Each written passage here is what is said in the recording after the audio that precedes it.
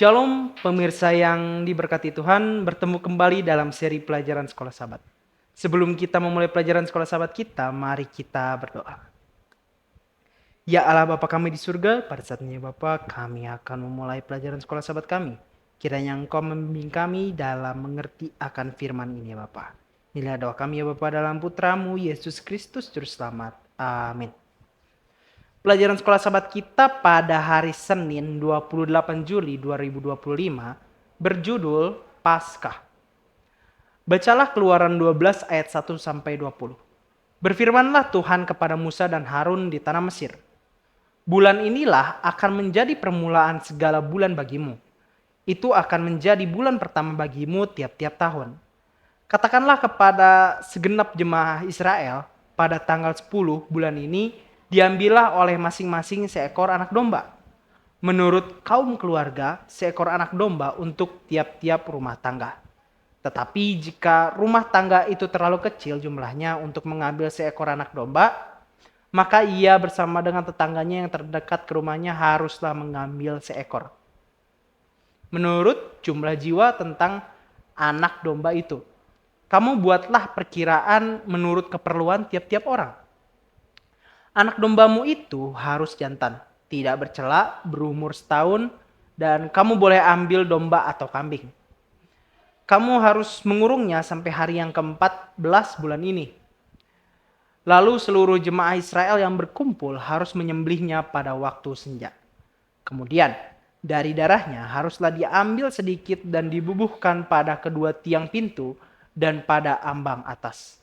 Pada rumah-rumah di mana orang memakannya, dagingnya harus dimakan mereka pada malam itu juga. Yang dipanggang mereka harus makan dengan roti yang tidak beragi beserta sayur pahit. Janganlah kamu memakannya mentah atau direbus dalam air. Hanya dipanggang di api, lengkap dengan kepalanya dan betisnya dan isi perutnya. Janganlah kamu tinggalkan apa-apa dari daging itu sampai pagi. Apa yang tinggal sampai pagi kamu bakarlah habis dengan api. Dan beginilah kamu memakannya, pinggangmu berikat, kasut pada kakimu, dan tongkat di tanganmu. Buru-burulah kamu memakannya, itulah Paskah bagi Tuhan.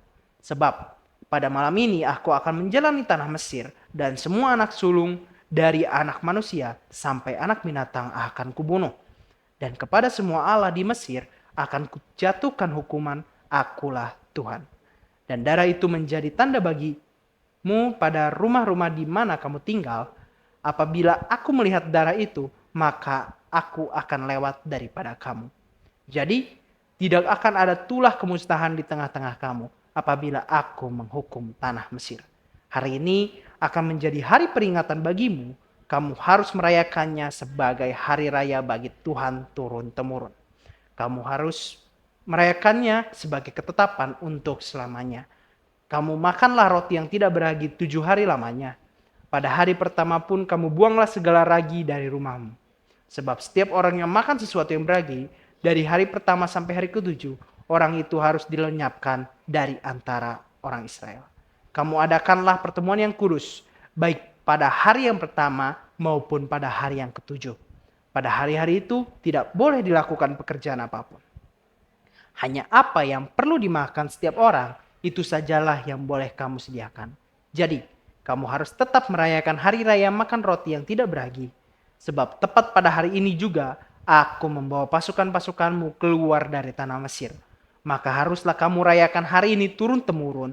Itulah suatu ketetapan untuk selamanya.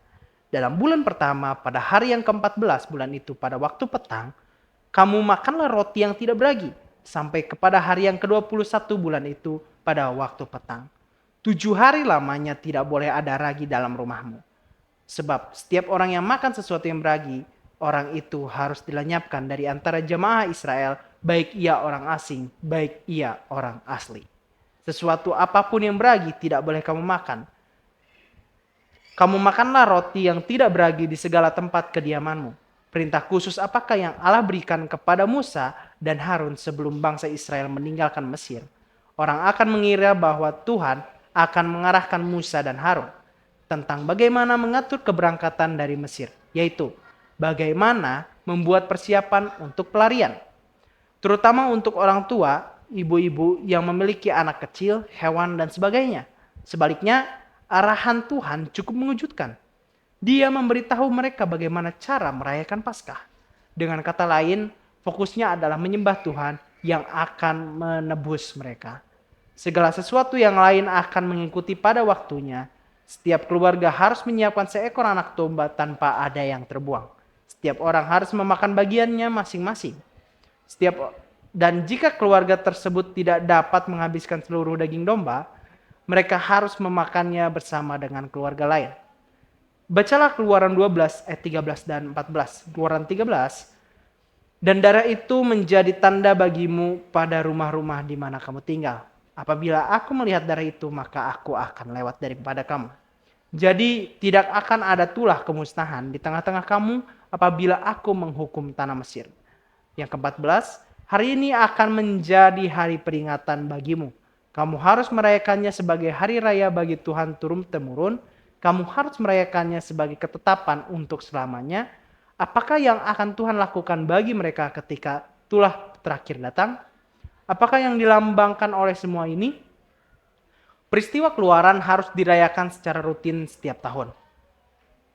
Tidak hanya sebagai peringatan akan peristiwa masa lalu, tentang apa yang telah Tuhan lakukan bagi nenek moyang mereka, tetapi juga sebagai perwujudan tindakan pembebasan Tuhan bagi generasi sekarang. Hal ini akan menjadi pengalaman baru bagi setiap kelompok. Ayat 12 dan 13 menjelaskan makna Paskah. Penghakiman ilahi berupa kebinasaan akan melewati bangsa Israel. Oleh karena itu mereka harus memperingati Paskah. Kata ini merupakan gabungan dari dua kata melewati dan atas. Karena kehancuran melewati rumah-rumah orang Israel yang tiang-tiang pintunya telah ditandai dengan darah anak domba, tanda kehidupan dan keselamatan. Dalam bahasa Ibrani nama Paskah adalah Pesach. Dari kata kerja yang berarti melewati. Perayaan Paskah dimaksudkan untuk mengingatkan setiap orang Israel tentang tindakan Allah yang dahsyat dan penuh kasih karunia bagi umatnya. Perayaan ini membantu mengamankan identitas nasional mereka dan mengukuhkan keyakinan agama mereka. Mengapa begitu penting untuk selalu mengingat kebaikan yang telah Tuhan lakukan kepada Anda di masa lalu dan percaya bahwa Dia juga akan melakukan yang baik bagi Anda di masa depan? Tuhan memberkati. Mari kita bersatu dalam doa. Ya Allah Bapa kami di surga, pada saatnya Bapa kami sudah selesai mendengarkan firman-Mu, di mana firman kami ini bercerita tentang Paskah dan bagaimana dengan Paskah ini kami mengingat atas kehebatan-Mu di tanah Mesir, supaya kami tetap menyembah-Mu dan kami mengerti bahwa segala hal yang Engkau lakukan adalah demi kebaikan kami ya Bapa. Dan kiranya Engkau juga membimbing kami dalam kehidupan kami ya Bapa, dalam Putra-Mu Yesus Kristus Juru Selamat kami berdoa. Amin.